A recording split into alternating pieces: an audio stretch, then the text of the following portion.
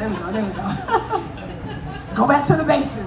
That's why every time I forget my left and right, so I be like, hold on. Okay, the L. Y'all can say what y'all want. It works. Whoever said it works every time. Once again, yes, my name is Slam Anderson. Shout out once again to Crowbar. Thank you all so much. Definitely always providing the space for us artists and us poets to get free. So I'm very thankful to be here. Y'all ready to hear some poetry? Y'all ready to hear some poetry? I got energy, as y'all can see. I got energy. So this first piece I'm gonna do, this is supposed to be like, the Art Alliance. We're talking about art. We're talking about the importance of art. So this first piece I'm gonna do, I call I Write. And it's like my personal thing about like writing, because I love to write, but I suck at grammar. I'm getting better now, but I used to suck really bad at grammar and used to keep me from wanting to write and all of that and stuff. So this is kind of the story about that. So here we go. People tell me I write how I speak, and I learned how to talk from my mom. We are Southern girls with broken bells that grew up at the end of the dirt roads in Alachua and Archer, Florida. Satilla and Tupelo, Mississippi, small town girls with grown woman antidotes my mother spoke. In Proverbs, she said, I tell you, a sugar cane is sweetest at the joint. So don't go wishing away your sorrows, cause rain don't fall on one roof alone. Use your God-given sense, cause every closed eye ain't sleep. And every goodbye ain't gone. Don't set sail to nobody else's star, baby girl. You gotta find your own. So am I wrong for wanting to be my mother's daughter? I'm her handwritten manuscript, a flower planted in great gardens. Both me and little Edie had visions of being better. But we are stones born into dirt with dreams of becoming diamonds. But our goals listed are sentence fragments. I am a writer who never understood the fundamentals of writing.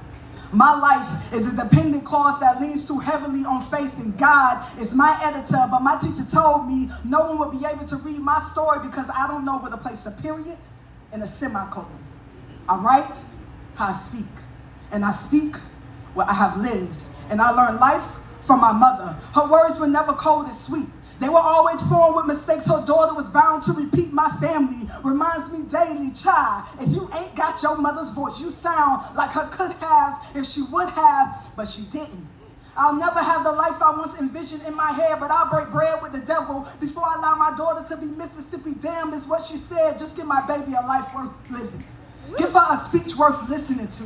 Give her a story worth reading. I'm a poet with diction. I don't articulate my words because truth is, I can't pronounce half of them. My verses come out slurs. I have a heavy tongue that lists my mother's providers with every word that is forms. But folks say my vocabulary is too simple to be viewed as intellectual. Well, I don't write for no scholars or philosophers. I don't speak for the over-analytical that characterize my dialect as ignorance. Pronunciate, I mean pronounce, is what my speech teacher shouted at me to the age of 15. What are you thinking? You can't omit the G from the present continuous suffix. That's not proper English. Well, I've been thinking that y'all getting too technical. I spit when I speak like tobacco's dripping from my lips. I'm a deep fried Southern immigrant. My accent was inherited from my ancestral wisdom. I write how I speak, and I speak what I have lived. And if you can't understand what I'm saying, then you weren't supposed to hear.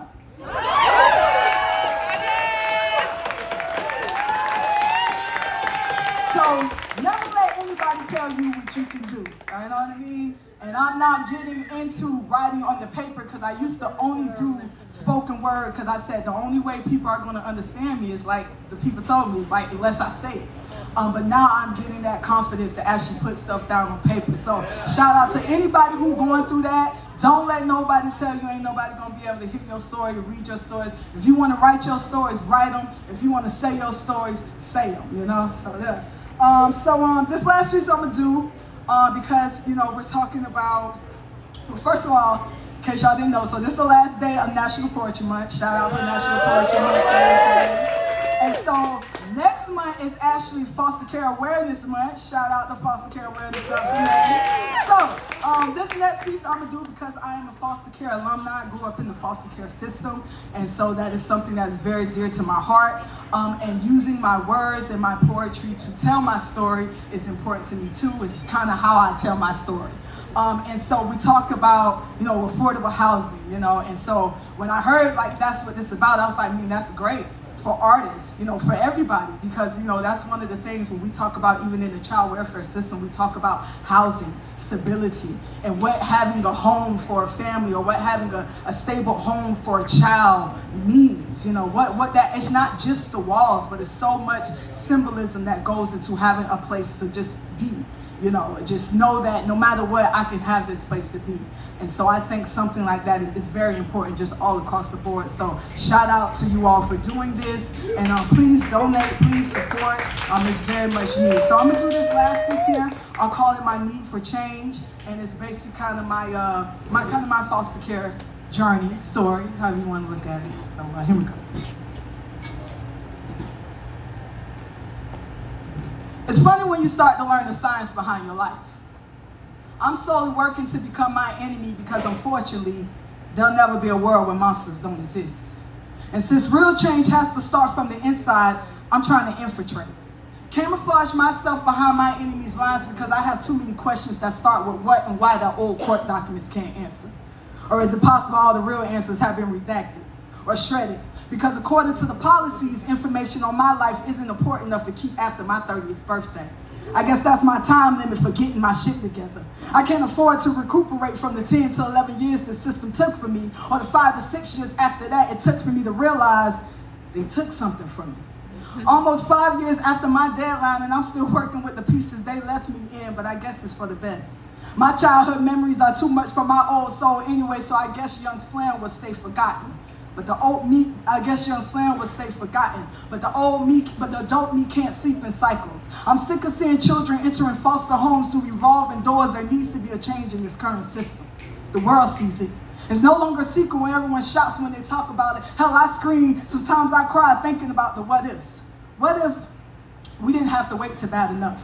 And what if they would have helped my mama? And why won't they help my brother now? Almost 7 kids later, I'm happy at least one knows what it's like to call him father, because he was the best dad I ever had. See, that's the problem. He's tired. Too tired to take care of his own kids because he spent his childhood trying to raise himself. See, they don't warn you about the amount of time foster care takes from you. And all I did in care was count. Days in the home, hours in therapy, minutes in a visit. Me and my siblings spent our first reunion talking about one thing.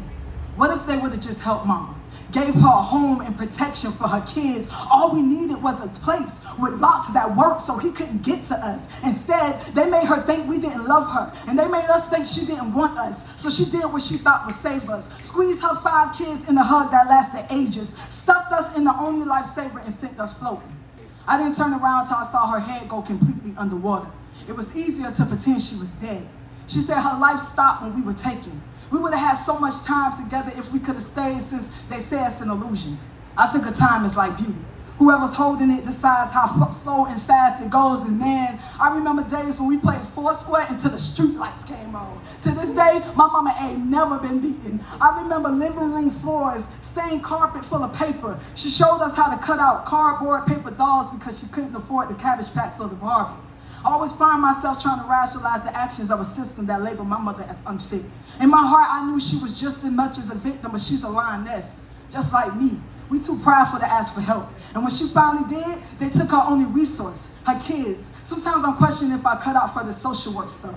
People tell me I got the heart, but I ain't got that paperwork stuff. The courts told my mother the same thing when she petitioned for the return of me and my siblings. They said, you got the heart to be a mother, but you ain't got that paperwork stuff. This system is a reflection of this world we live in, and paper, no matter the color, shape, or size, rules everything around him. Dreaming ain't for the broke and disadvantaged, but my mother showed me how to do it anyway. Love ain't easy to teach the 5 different personalities when you yourself are yearning, broken, healing, afraid, and alone, but my mother did it anyway. She taught me everything broke ain't meant to be fixed. Hell, some of us work better that way. We all deserve better than the hands we were dealt, but we learn how to play them. I'm not looking for redemption from my past. I'm trying to be proactive for the future. But sometimes I question if I'm ready to check my bias, because the only way to change the system is to be a part of it. And they already don't make it easy. Didn't make it easy for my mama. See, they tell you what they need is people with heart, but they judge you on everything except your heart. And we ain't never been good test takers. But I got too many questions, and the only legit way I can get my answers is to get a hold of this answer key and share it with my people. Give away their secrets for greatness, family, love, and why my family's justification wasn't even considered. I got to be more than a statistic. I got to do more than talk about my need for change. I gotta pick up a sledgehammer and start breaking chains, not just for me, but for my mother, my sisters, my brothers, my nieces, my nephew, my family. There needs to be a change in this current system. The world sees it. It's no longer a secret when everyone shouts when they talk about it. Hell, I scream. Sometimes I cry, thinking about the what ifs. What if we didn't have to wait to bad enough?